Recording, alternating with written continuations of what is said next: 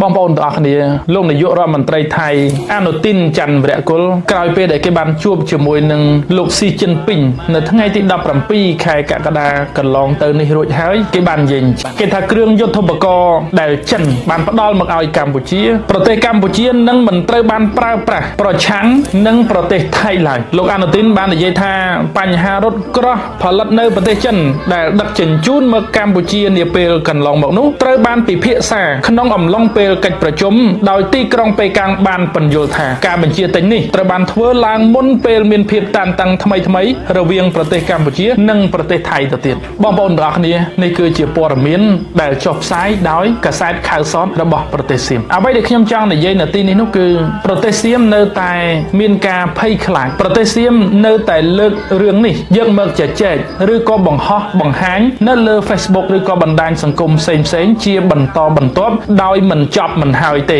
រឿងនេះមែនតែនទៅវាគឺជារឿងរបស់កម្ពុជាទេចង់កម្ពុជាមានរថក្រោះមានអាវុធធុនធ្ងន់មានយន្តហោះចម្បាំងមានគ្រាប់មីស៊ីលនោះគឺជារឿងរបស់កម្ពុជាព្រោះវាគឺជាអ្វីដែលអាចការពារអធិបតេយ្យភាពជាតិបូរណភាពទឹកដីរបស់កម្ពុជាបានដូច្នេះវាមិនមែនជាបញ្ហាដែលថៃត្រូវតែលើកយកមកនិយាយឬក៏មានការភ័យខ្លាចតក់ស្លុតតាក់ទងជាមួយនឹងអាវុធដែលកម្ពុជាមានទេបើសិនជាថៃមិនឈ្លានពានកម្ពុជាទេអាវុធទាំងអស់ហ្នឹងថៃមិនបាច់ព្រួយមិនបាច់ភ័យទេវានឹងមិនត្រូវបានប្រើប្រាស់ដើម្បីតតាំងជាមួយនឹងប្រទេសសៀមជាដាច់ខាតវាតែងតែនៅក្នុងឃ្លាំងជាប់ជានិច្ចលុះត្រាណាតែប្រទេសសៀមឈ្លានពានកម្ពុជាម្លោះទៅកម្ពុជាប្រើសិទ្ធិដើម្បីការពារខ្លួនរឿងវាសាមញ្ញប៉ុណ្្នឹងឯងដូច្នេះបងប្អូនទាំងអស់គ្នាបើយើងក៏លេចមើលទៅមកដល់ម៉ោងនេះអនុទីន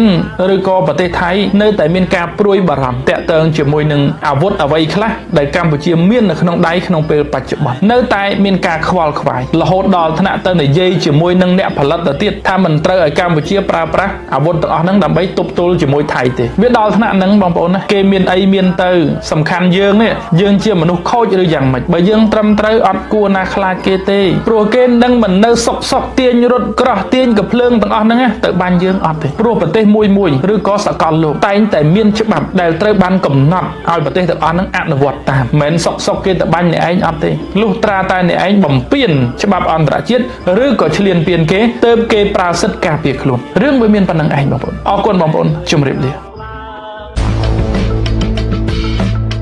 អត្ថបទទី10វគ្គ2ផែនទីកម្ពុជារៀងផ្លែដូងទុំសម័យបារាំងដល់បច្ចុប្បន្នតើមានការប្រែប្រួលដែរឬទេសំណួរនេះគឺជាគន្លឹះដ៏សំខាន់សម្រាប់យុវជនខ្មែរគ្រប់រូបក្នុងការស្វែងយល់ពីស្ថិរភាពព្រំដែននិងអធិបតេយ្យភាពជាតិក្នុងនាមជាអ្នកច្បាប់ខ្ញុំសូមបកស្រាយជូនដោយបែងចែកជាពីរទិដ្ឋភាពដើម្បីកុំឲ្យបងប្អូនមានការភ័ន្តច្រឡំតាមការឃោសនារបស់ភាគីម្ខាងទៀត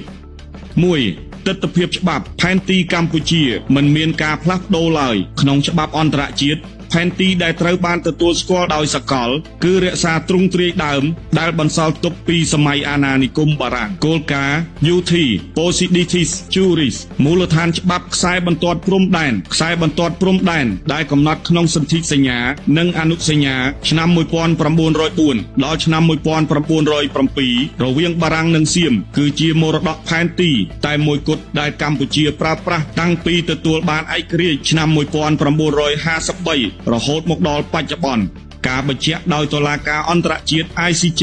សាលដីកាឆ្នាំ1962និងឆ្នាំ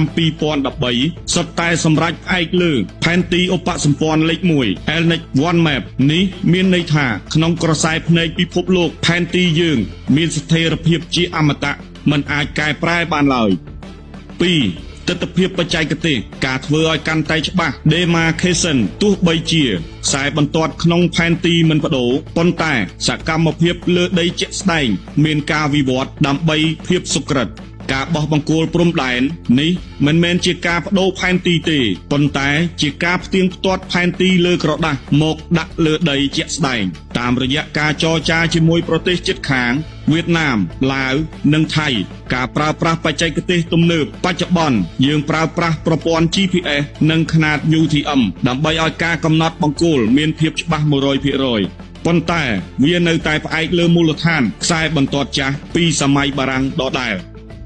3. ការប៉ុនប៉ងបន្លំនិងការរំលោភបំពាន បញ្ហាចម្រូងចម្រាសដែលបងប្អូនតែងតែឃើញមិនមែនមកពីផែនទីខ្មែរបដូរទេគឺមកពីមហិច្ឆតាវាទីភាគីថៃព្យាយាមគូសផែនទីឯកតោភាគី4ជំនាន់ដើម្បីបំលែងខ្សែបន្ទាត់សន្ធិសញ្ញាបញ្ហាសមុទ្រចំនួនកើតឡើងដោយសារប្រទេសនីមួយៗគូសខ្សែបន្ទាត់ទៀមទាក្លែមឡាញរៀងខ្លួននាំឲ្យមានតំបន់ត្រួតស៊ីគ្នាហៅកាត់ថា OCA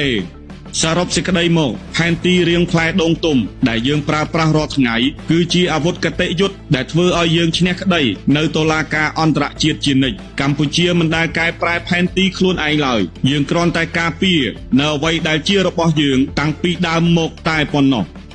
អត្ថបទដោយឯកឧត្តមផាន់វ៉ាន់រតអគ្គព្រះរាជអាជ្ញារងនៃតុលាការកំពូល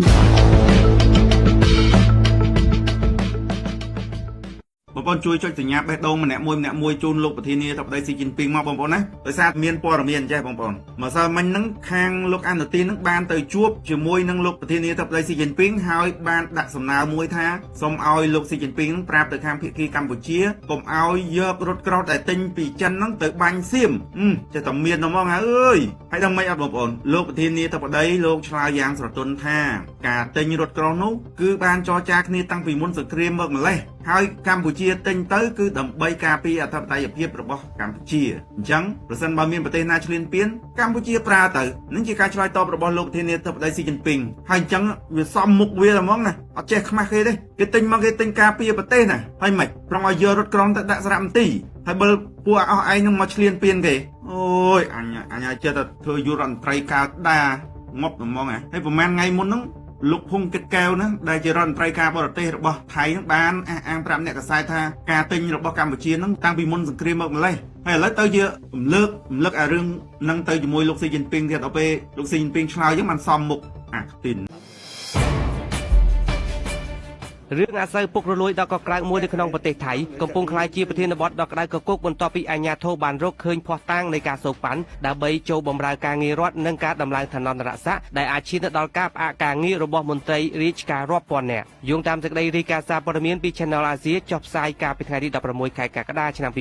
2026មន្ត្រីចំនួន5814នាក់ត្រូវបានរកឃើញថាមានភាពមិនប្រក្រតីនៅក្នុងលទ្ធផលប្រឡងរបស់ពួកគេរឿងរ៉ាវនេះបានផ្ទុះឡើងកាលពីខែមិថុនាបន្ទាប់ពីមានការស៊ើបអង្កេតរយៈពេល17ថ្ងៃបានរកឃើញថាមានការខុបខិតគ្នាដើម្បីកែប្រែប្រព័ន្ធទិន្នន័យអេឡិចត្រូនិកនិងបន្លំលទ្ធផលប្រឡងយោងតាមប្រភពពី CNA និងសារព័ត៌មានវៀតណាមក្រុមមេខ្លោងបានទទួលសំណូកក្នុងទំហំទឹកប្រាក់រហូតដល់$23,800សហរដ្ឋអាមេរិកពីបេក្ខជននីមួយៗដើម្បីធានាថាពួកគេនឹងប្រឡងជាប់បច្ចុប្បន្ននេះសមត្ថកិច្ចថៃបានចាប់ខ្លួនជនសង្ស័យជាមេខ្លោងចំនួន3នាក់រួមមានបុរស2នាក់និងស្ត្រីម្នាក់ពីបទបំផ្លាញនិងលាក់បាំងឯកសារផ្លូវការគួរឲ្យកត់សម្គាល់ថាម្នាក់នៅក្នុងចំណោមមេខ្លោងទាំងនោះបានព្យាយាមរត់គេចខ្លួនទៅកាន់ប្រទេសឡាវប៉ុន្តែត្រូវបាននគរបាលឃាត់ខ្លួនបានមកវិញប្រសិនបើតុលាការរកឃើញកំហុសពួកគេអាចនឹងប្រឈមមុខនឹងការផាកពិន័យនិងទោសជាប់ពន្ធនាគាររហូតដល់5ឆ្នាំដើម្បីដោះស្រាយបញ្ហានេះក្រសួងមហាផ្ទៃថៃកំពុងត្រៀមត្រួតពិនិត្យសញ្ញាកិច្ចការប្រឡងឡើងវិញរហូតដល់80,000សន្លឹកដើម្បីរកឲ្យឃើញនៅទំហំនៃការកេងបន្លំ